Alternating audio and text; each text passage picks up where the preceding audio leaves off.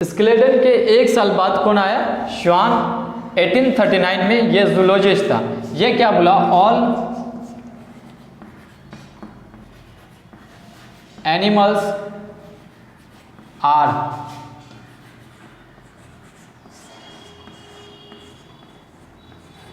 composed of cells and their product।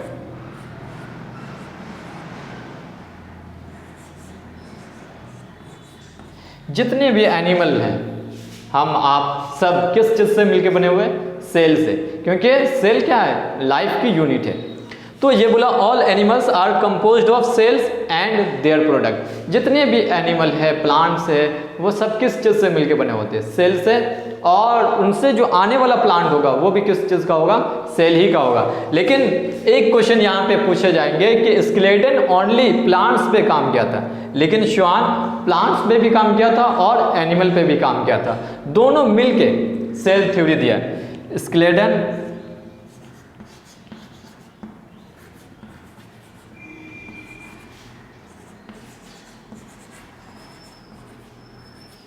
and Schwann together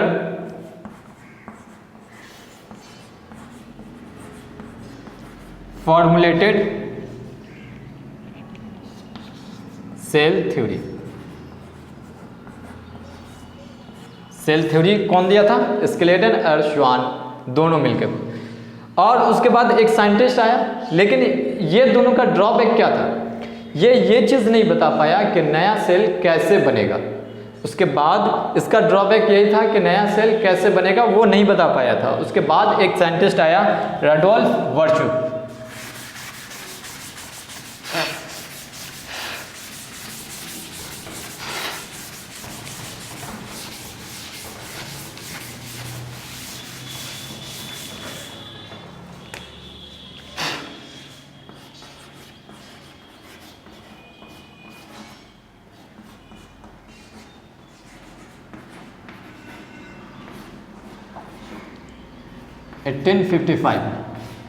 ये क्या बोला?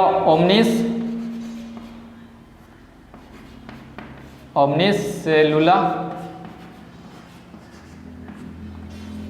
ई सेलुला।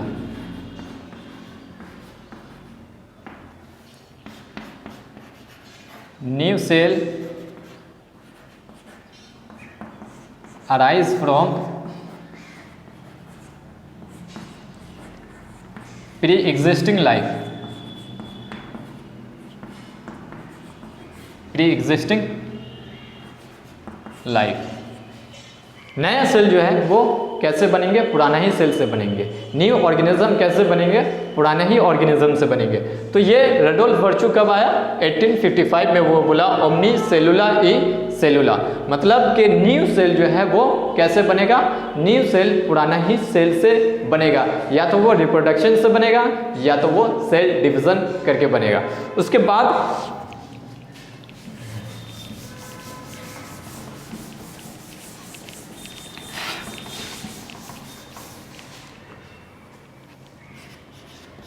Cell group together form tissue.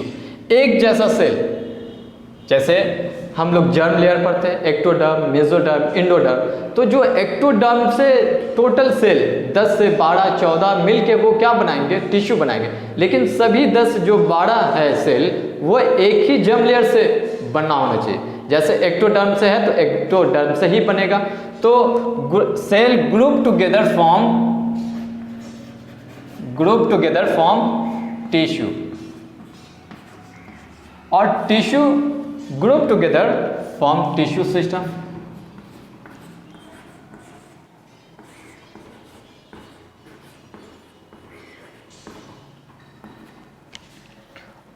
और tissue से क्या बनेगा? ऑर्गन। ऑर्गन से क्या बनेगा? Organ group together form organ system. क्या बनेगा? Organ system.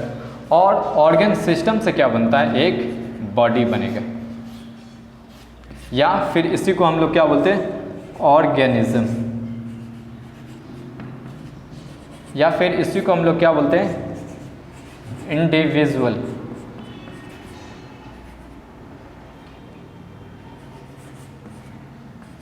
इंडिविजुअल्स बोलते हैं। तो एक सेल से हम लोग भी बने हुए हैं। कैसे?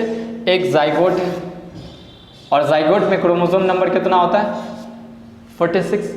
तो 23 कहाँ से, 23 मेल फीमेल, ये दोनों आपस में क्या किया, फ्यूज करके, मेल का गैमेट और फीमेल का गैमेट आपस में फ्यूज करके फर्टिलाइजेशन करके क्या बनाया, जाइगोट बनाया। और इसी जाइगोट में क्या होगा, माइटोटिक डिवीजन होता रहेगा, माइटोटिक डिवीजन होता रहेगा। और उसके बाद उसमें भी बहुत सारी स्टेज आए, मोडुला, ब्लास्टुला, गेस्टुला, और ब्लास्टोसिस्ट स्टेज में जाके क्या होगा, वो यूट्रेन के वॉल पे अटैच हो जाएगा और उसी दिन से क्या होगा, प्रेगनेंसी स्टार्ट हो जाता है। तो सबसे पहले एक ही सेल से कौन बने हुए हैं, हम लोग, आप और सारी दुनिया जो है वो किससे बना हुआ है, जाइगोट से। जाइगोट कैसा है, सिंगल सेल है। और एक सेल से हम लोग कैसे बने हैं, मल्टी सेलुलर। यूनिसेलुलर से ही मल्टी सेलुलर में हम लोग बने हैं, जबकि हम लोग की जो बॉडी है वो बहुत ही कॉम्प्लेक्स है। अब यहाँ पे क्या है, cell group together form tissue, और tissue group together form tissue system, और टिश्यू सिस्टम क्या करता है, वो ऑर्गन का फॉर्मेशन कर देता है।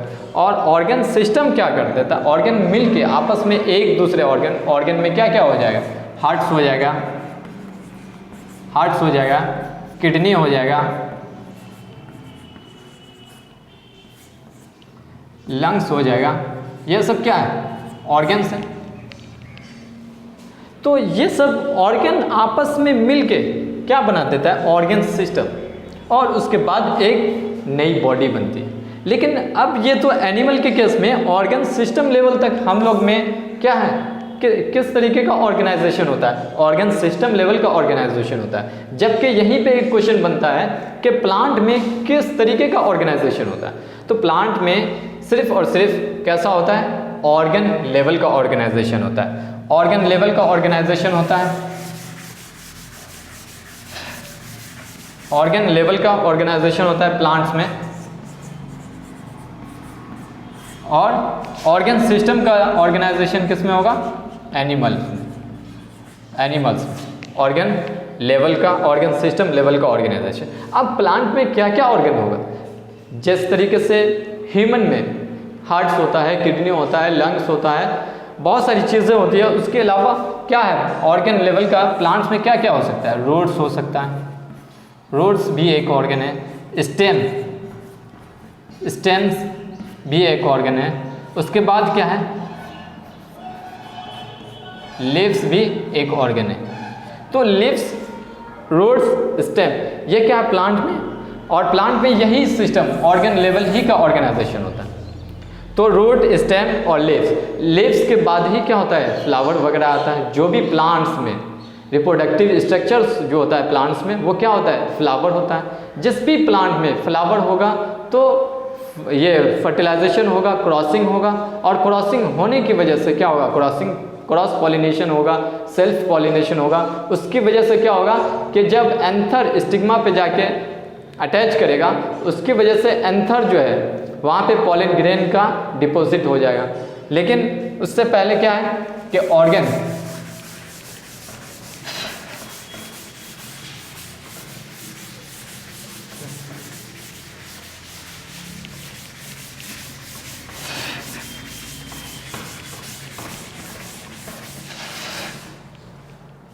एक हम लोग क्या बनाते हैं, एनिमल सेल। एनिमल सेल में यह क्या, क्रोमोसोम है, और इसी में छोटा सा एक स्ट्रक्चर है जिसको हम लोग न्यूक्लियोलस बोलते हैं। और न्यूक्लियोलस जो बना होता है वो स्पेशल टाइप के राइबोसोमल आरएनए से बना होता है। और ये क्या है,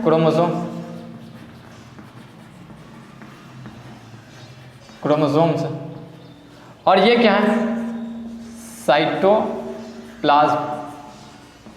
क्या है, साइटोप्लाज्म। इसी के अंदर बहुत सारी लिक्विड मटेरियल होगा, सॉलिड स्ट्रक्चर्स होगा।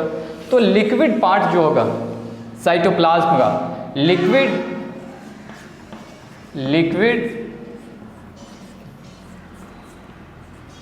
पार्ट ऑफ सेल क्या होता है? साइटोसोल बोलते हैं उसको। लिक्विड पार्ट जो होता है सेल का उसको क्या बोलते हैं? साइटोसोल। जबकि सॉलिड पार्ट में कौन कौन होगा? ऑर्गेनल्स वगैरह होगा।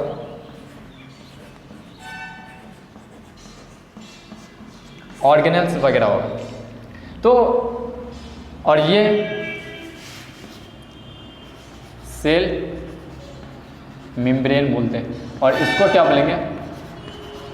न्यूक्लियस। तो एक वन वन करके पूरा हम डिटेल करेंगे सेल को, और ये चैप्टर जो भी स्टूडेंट का बेटर होगा अच्छे से उसकी बायोलॉजी समझ में आएगा, नहीं होगा तो उसको बायोलॉजी रट्टा मारना पड़ेगा। और ये चैप्टर को एकदम इजी वे में ट्रिक पे हम समझाएंगे और हर एक स्टूडेंट्स को ये चैप्टर में इस तरीके का बना देंगे, इस तरीके का एक एक लेक्चर हम इसमें लोड करेंगे और एक एक चीज़ पूरी डिटेल में हम समझाएंगे। और ये चैप्टर अगर सही होगा सेल, तो हर एक चीज़ हर एक चैप्टर आपका सही होगा। क्योंकि जब रिप्रोडक्शन पढ़ेंगे तो उसमें भी एक सेल से डबल सेल बनते हैं, से ये जाइगोट से क्या होता है? एक मल्टीसेलुलर ऑर्गेनिज्म बनता है। तो उसमें भी सेल ही के बारे में पढ़ना है, बहुत सारी चीज़ें के बारे में पढ़ना है, डीएनए के बारे में पढ़ना है। तो सबसे पहले सेल का कॉन्सेप्ट अगर आपके पास क्लियर होगा तो वो चैप्टर और बायोलॉजी सबसे पहले अच्छी होगी, नहीं तो फिर प्रॉब्लम होगा। Thank you.